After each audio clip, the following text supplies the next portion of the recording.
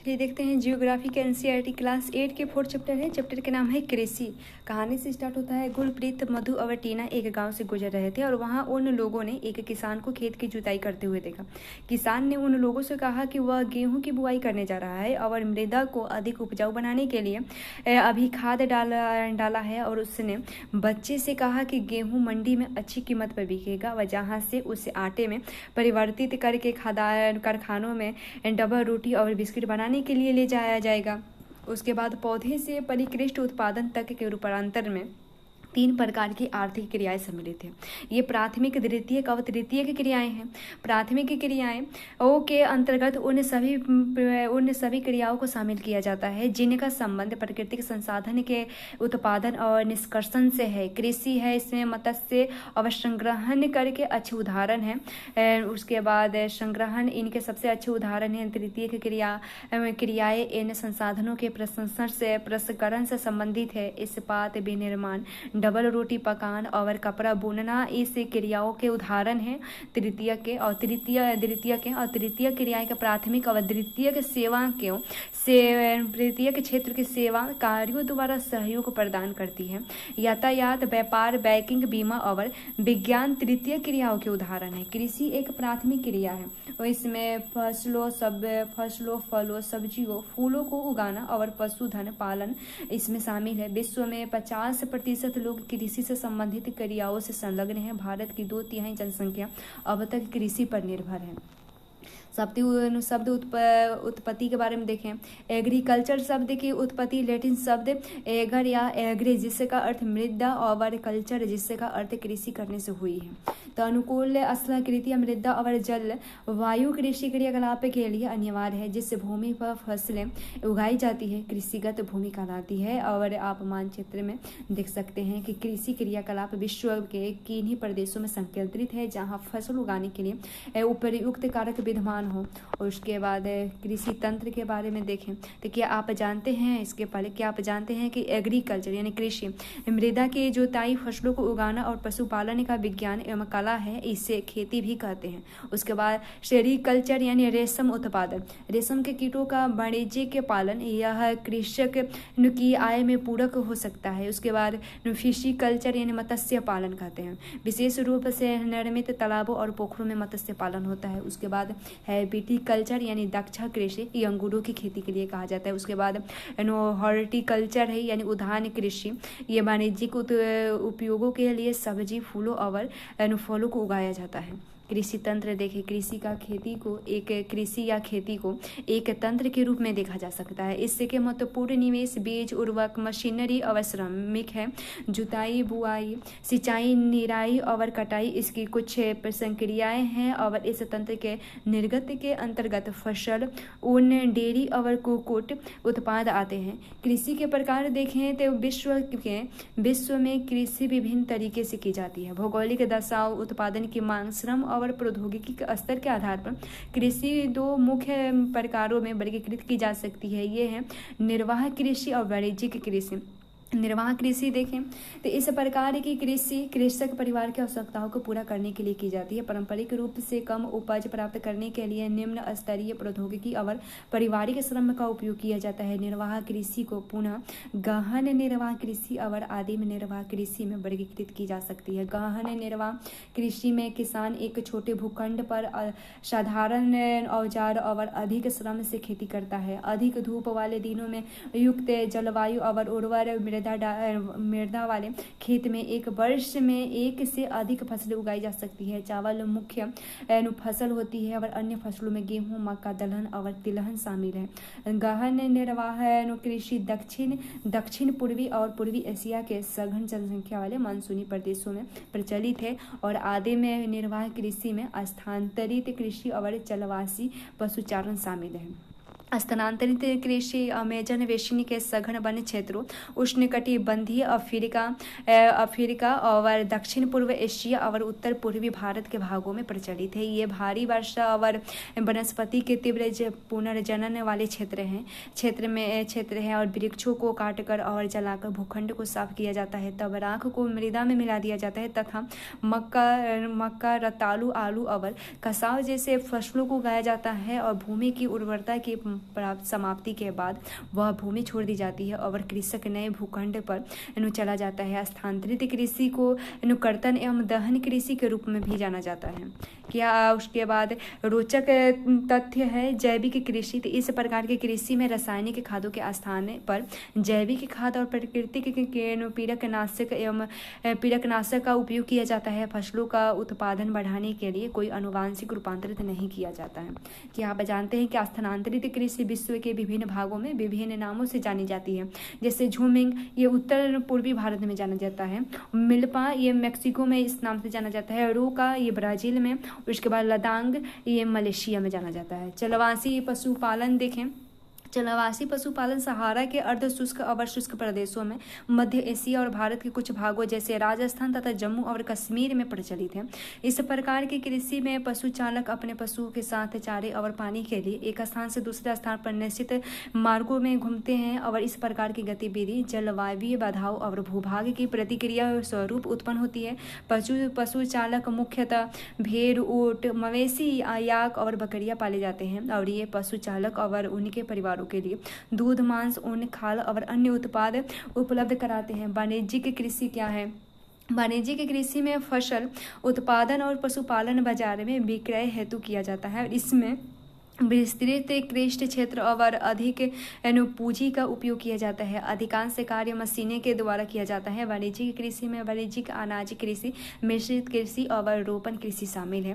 वाणिज्यिक अनाज कृषि में फसलें वाणिज्य एक उद्देश्य से उगाई जाती हैं। गेहूं और मक्का सामान्य रूप से उगाई जाने वाली फसल है। उत्तर अमेरिका और यूरोपीय और एशिया के शीतोष्ण घास के मैदान वाणिज्यिक अनाज कृषि के प्रमुख क्षेत्र हैं और ये क्षेत्र सैकड़ों हेक्टेयर के बड़े फर्मों से युक्त विरल आबादी वाले हैं और अत्यधिक ठंड वर्धन काल को बाधित करती है और केवल एक ही फसल उगाई जा सकती है।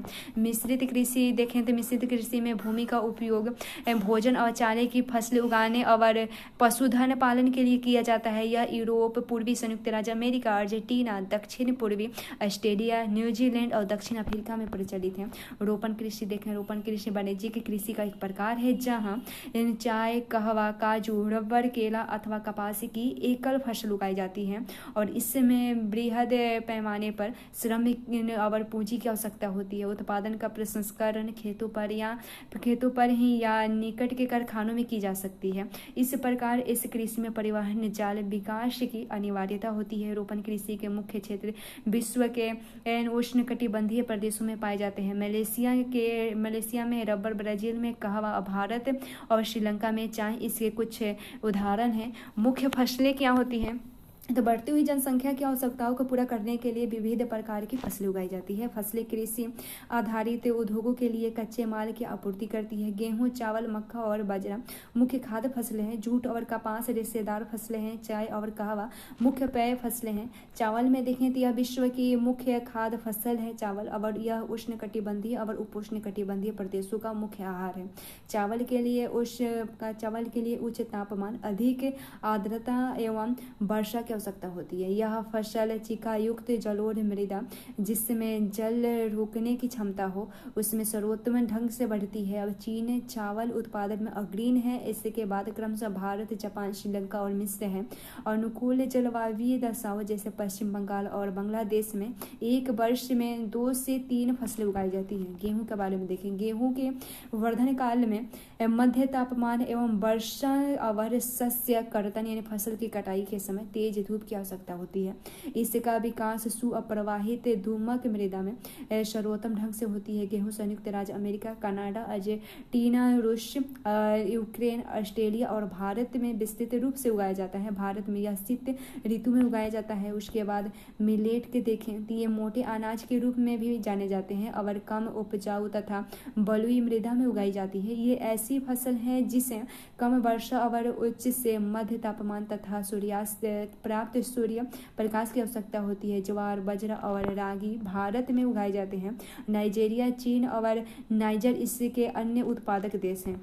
मक्का के बारे में देखें तो मक्का फार्म में तो इसके लिए मध्य तापमान, वर्षा और अधिक धूप की आवश्यकता होती है और इससे सुअप्रवाहित ऊर्जा मृदा की आवश्यकता होती है। मक्का उत्तर अमेरिका, ब्राजील, चीन, रूस, कनाडा, भारत और मेक्सिको में उगाई जाने वाली अनाज है। उसके बाद क्या आप जानते हैं, मक्का को कॉर्न के नाम से भी जाना जाता है। विश्व में इसकी विभिन्न रंग बिरंगी प्रजातियां भी पाई जाती हैं।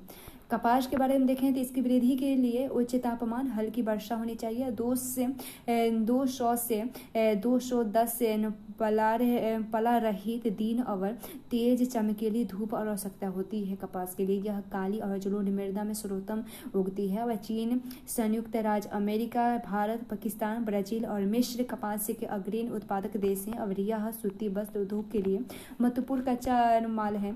उसके बाद रोचक तथ्य क्या है, तो कॉफ़ी के पौधे की खोज किसने की थी, तो कॉफ़ी की खोज के विषय में विश्व विभिन्न कहानियां प्रचलित है। लगभग 850 ईस्वी में एनुकालदी नाम का एक अरबवासी जो बकरी चराने वाला था और उस अपनी बकरियों की अनोखी उछल कूद और हरकतों की देख कर परेशान था और एक दिन उसने भी इस सदाहरित पौधे की फलियों को चख कर देखा और उसने उससे की बकरियों प्रतिदिन खाया करती थी और उससे आनंद के भाव का अनुभव करने के बाद अपनी खोज के विषय में संसार को बताया था। पटसन के बारे में देखें तो पटसन इसको सुनहरा रेशा के रूप में भी जाना जाता है। पटसन को यह जलोढ़ मृदा में अच्छे ढंग से विकसित होती है और इसे उच्च तापमान, भारी वर्षा और आर्द्र जलवायु की आवश्यकता होती है। यह फसल उष्णकटिबंधीय क्षेत्रों में उगाई जाती है और भारत और बांग्लादेश पटसन के अग्रणी उत्पादक है। कॉफी के बारे में बातें हैं तो इसके लिए गर्म और आर्द्र जलवायु और सुअप्रवाहित दोमट मृदा की आवश्यकता होती है। इस फसल की वृद्धि के लिए पर्वतीय ढाल अधिक उपयुक्त होती है। अब ब्राजील कॉफी का अग्रणी उत्पादक है। इसके पश्चात कोलंबिया और भारत में भी उगाए जाते हैं। चाय के बारे में देखें, बागानों में उगाई जाने वाली एक पेय फसल है। इसकी कोमल पत्तियों की वृद्धि के लिए ठंडी जलवायु और बर्फ भरे समवितरित उच्च वर्षा की आवश्यकता होती है। इसके लिए सुअप्रवाहित दोमट मृदा और मंद ढाल की आवश्यकता होती है। पतियों को चुनने के लिए अधिक संख्या में श्रमिकों की भी आवश्यकता होती है। कृषि का विकास के बारे में देखें, कृषि विकास का संबंध बढ़ती जनसंख्या की बढ़ती मांग को पूरा करने के लिए कृषि के उत्पादन को बढ़ाने की दिशा में किए जाने वाले प्रयासों से है और यह कई तरीके से प्राप्त किया जा सकता है। जैसे बोए गए क्षेत्र में विस्तार करके, बोई जाने वाली फसल की संख्या बढ़ाकर, सिंचाई सुविधाओं में सुधार करके, उर्वरकों और उच्च उपज देने वाले बीजों को उपयोग द्वारा। कृषि का मशीनीकरण भी कृषि के विकास का एक अन्य पहलू है। कृषि के विकास का चरम लक्ष्य खाद्य सुरक्षा को बढ़ाना है। कृषि का विकास विश्व के विभिन्न भागों में विभिन्न गतियों से हुआ है। अधिक जनसंख्या वाले विकासशील देश अधिकतर गहन कृषि करते हैं, जहां छोटी जगहों पर सामान्यतः जीविकोपार्जन के लिए फसलें उगाई जाती है। बड़ी जोतें वाणिज्यिक कृषि के लिए अधिक उपयुक्त होती है, जैसे संयुक्त राज्य अमेरिका, कनाडा और ऑस्ट्रेलिया में होता है। आओ हम दो फर्मों, एक भारत और दूसरे संयुक्त राज्य अमेरिका के वस्तु स्थिति अध्ययनों की सहायता से विकासशील और विकसित देशों की कृषि के विषय में जाने। इससे पहले देखें, खाद्य सुरक्षा तभी बनती है, प्रमुख तथ्य है कि खाद्य सुरक्षा तभी बनती है जब सभी व्यक्तियों को क्रियाशील और स्वस्थ जीवन जीने के लिए आहार की आवश्यकता है और प्राथमिकता के आधार पर हर समय पर्याप्त, सुरक्षित और पौष्टिक खाद्य पदार्थ की सुविधा उपलब्ध होती है। भारत का एक फॉर्म के बारे में देखें, उत्तर प्रदेश के गाजीपुर जिले में आदिलाबाद एक छोटा गाँव है और मुन्नालाल के इस गाँव का एक छोटा किसान है वो, और जिसके पास लगभग 1.5 हेक्टेयर का एक फॉर्म है। उसका आवास मुख्य गांव में है और वह अधिक उपज देने वाले बीजों की बाजार से वर्षों के एकांतर पर खरीदता है। उसकी भूमि उर्वर है और वह हर वर्ष कम से कम 2 फसलें, सामान्यतः गेहूं या चावल और दालें उगाता है। किसान अपने मित्रों और बुजुर्गों के साथ साथ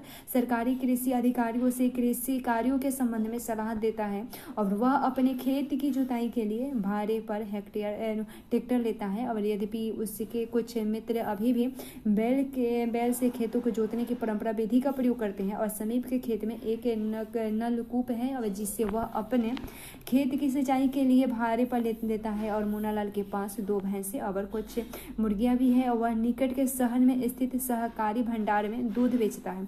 वह वहाँ का एक सदस्य है और सहकारी समिति उसके जानवरों के लिए चारे के प्रकार, पशुधन के स्वास्थ्य के सुरक्षात्मक उपाय और कृत्रिम गर्भाधान के संबंध में भी सलाह देती है। कृषि के विविध कार्यों में परिवार के सभी सदस्य उसकी सहायता करते हैं। कभी कभी वह बैंक या कृषि सहकारी समिति से बीजों की उच्च उपज वाली किस्मों और औजारों को खरीदने के लिए ऋण लेता है और वह अपने उत्पाद को निकट के शहर में स्थित मंडी में बेचता है। और अधिकांश किसानों के पास भंडारण सुविधाओं की कमी होती है, इसलिए वे बाजार के अनुकूल न होने पर भी अपने उत्पादों को बेचने के लिए विवश होते हैं। हाल के वर्षों में सरकार ने भंडारण की सुविधाओं के विकास के लिए कुछ कदम भी उठाए हैं। अब संयुक्त राज्य अमेरिका के एक फर्म के बारे में देखते हैं। संयुक्त राज्य अमेरिका में एक फर्म का औसत आकार भारतीय फर्म की तुलना में बहुत बड़ा होता है। संयुक्त राज्य अमेरिका में एक प्रारूपिक फर्म का आकार 250 हेक्टेयर होता है। किसान सामान्यतः फर्म में रहता है। मक्का, सोयाबीन, गेहूं और चुकंदर यहाँ उगाई जाने वाली कुछ महत्वपूर्ण फसलें हैं। संयुक्त राज्य अमेरिका के मध्य एशिया में स्थित आयोवा राज्य के एक किसान ने जो होरन के पास 300 हेक्टेयर भूमि है, वह अपने खेत में मक्का तब उगाता है जब वह आश्वस्त हो कि मृदा की जल संसाधन इस फसल की आवश्यकता को पूरा कर दे। फसल को नुकसान पहुंचाने वाले पीड़कों पर नियंत्रण के लिए पर्याप्त उपाय किए जाते हैं और समय समय पर वह मृदा के नमूनों को मृदा परीक्षण प्रयोगशाला में जांच के लिए भी भेजता है और उसमें पर्याप्त पोषक है या नहीं इसकी जानकारी होती है। और ये परिणाम जो हॉर्न की वैज्ञानिक उर्वरक कार्यक्रम की योजना बनाने में मदद करती है, उसका कंप्यूटर उपग्रह से जुड़ा हुआ है जो उससे खेत की यथार्थ तस्वीर देता है और बढ़िया रासायनिक उर्वरकों और पीड़कनाशकों का आवश्यकता अनुसार प्रयोग करने में उसकी मदद करता है। वह ट्रैक्टरों, बीज बोने की मशीन, उसके बाद समतलक, संयुक्त हार्वेस्टर और थ्रेसर का उपयोग कृषि संबंधी विविध अनुसंक्रियों से करता है और अनाज स्वचालित अन्य भंडार में संचित किए जाते हैं अथवा बाजार अभिकरणों यानी मार्केट एजेंसियों में भेज दिए जाते हैं। और संयुक्त राज्य अमेरिका में किसान एक व्यवसायी की तरह काम करता है, न कि एक खेतिहर किसान की तरह।